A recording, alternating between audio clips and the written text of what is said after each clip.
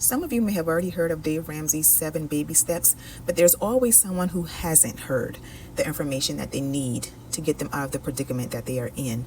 So with that being said, I will be covering the 7 baby steps that comes from the Dave Ramsey program to help people get out of debt, build wealth, and retire comfortably. When I came to my current job over 16 years ago, my coworker introduced me to Dave Ramsey. Now, I said that there's always something that someone hasn't heard and it's worth repeating because Dave Ramsey had been out many, many years before I actually got that information, and it was still extremely helpful to me. Dave Ramsey actually helped me to get out of $92,000 in student loans. At this time, I'm going to go ahead and go through the 7 baby steps. The first one is to save $1,000 because over 37% of Americans cannot afford a $400 emergency. They would either have to use credit cards or borrow it from someone. In addition to that, 21% of Americans don't have an emergency fund at all. An emergency fund is a fund to cover all the little things that are going to actually happen in life. There's no question about it. Things are going to come up unexpectedly, like a busted tire that you're going to have to get repaired, or something that came up with the kids that you weren't expecting, an extra expense that wasn't in the budget. So it's always best to have some type of emergency fund if you can. And the tip for that is to keep your money accessible, but far enough that you don't easily have access to it just to blow it on any and everything. Number 2 is paying off all debt except your housing. The last would be your housing because the interest rate on housing is usually somewhere between 3 and maybe even 8% in this current status of what the world is in right now. But that's probably going to be your lowest interest rate of all of your debt. So it's best to go ahead and pay off all of that debt first. And that's probably Dave Ramsey's reasoning for doing so. Number 3 is save 3 to 6 months of expenses for any urgencies or emergencies.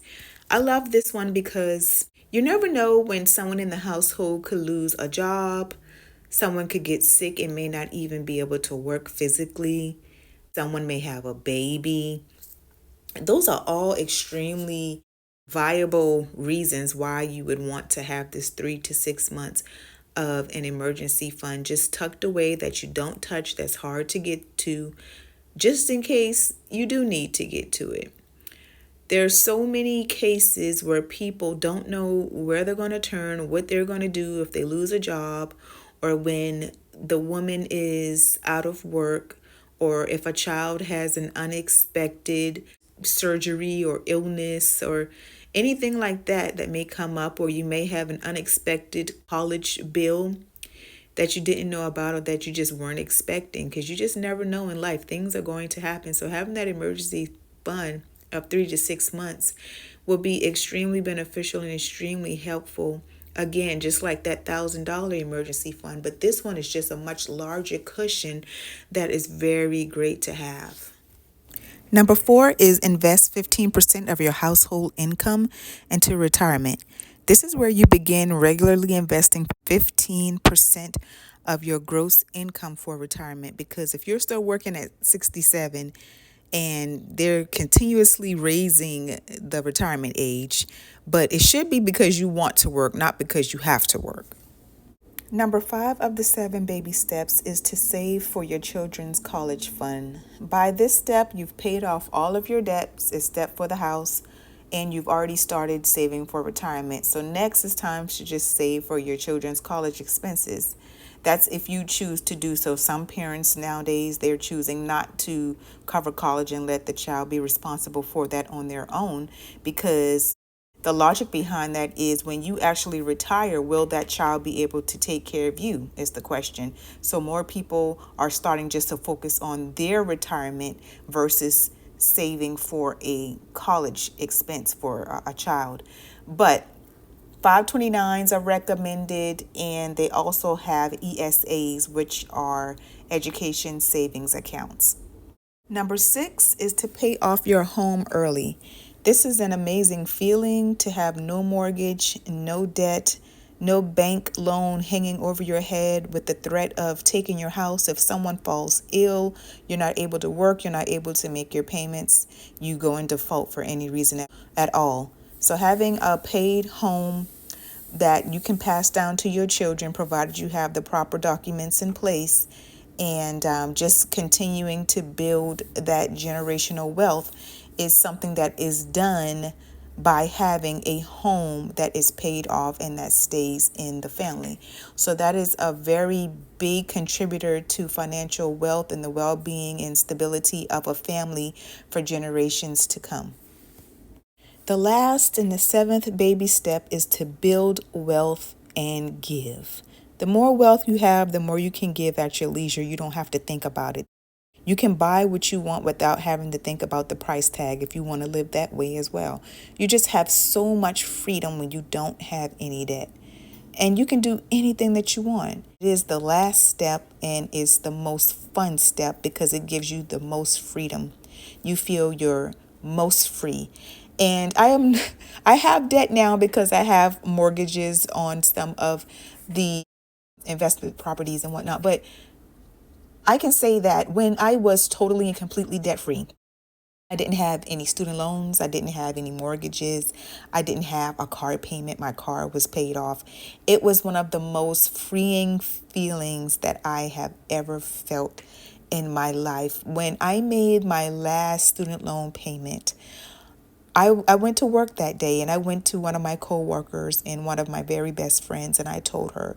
And when I was standing at her desk, I just started to cry because it had been a long road. It took me about 5 years to pay off $92,000 in student loan debt. And it was a process.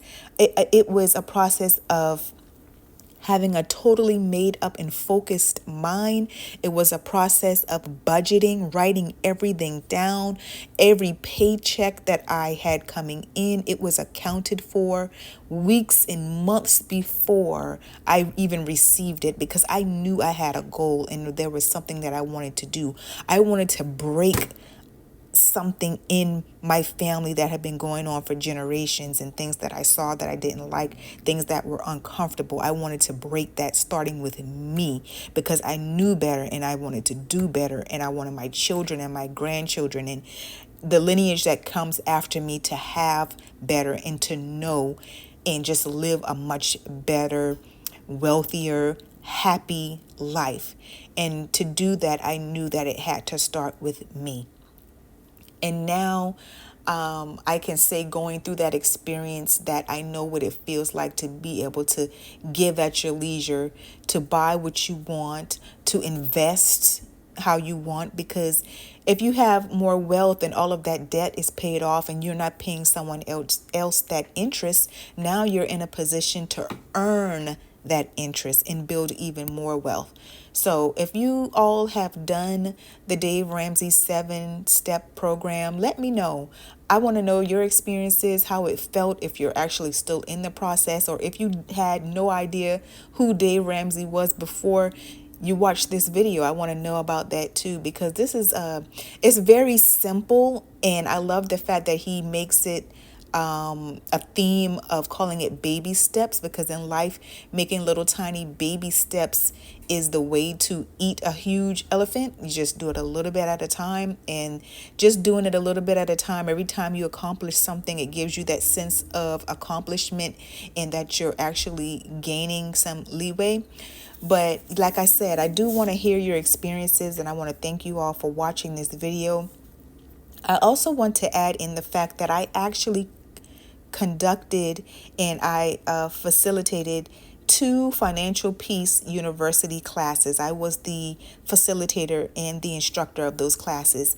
And going through it with the people I was actually teaching and instructing was a very humbling and satisfying feeling as well. To hear the stories of other people and see what they were going through, to see the different age ranges of people that were already retirement age, that had absolutely no money saved, and they still had to get out there and work no matter how they felt, no matter if they were ill. They needed to work because they did not have that income coming in or the wealth built that they should have by that age to be comfortable and be able to relax was a really an amazing eye opener for me as well, because I didn't eventually get out of debt until after I taught those classes. But like I said, teaching those classes really helped me to open my eyes. It opened my eyes, and I actually felt a little envy towards the people that were in my class that were actually younger than me, that were way ahead in their baby steps, of people who didn't have to pay for their own college and had student loans because they had parents that covered that for them. There's a wide range of different scenarios that people are in life, and it's good to hear them because it can help you to elevate yourself and where you're going as well. I want to thank you all for watching. Once again, you be blessed. Take care of yourselves. Pay off this debt. Build wealth so you can be able to give and live like you want to.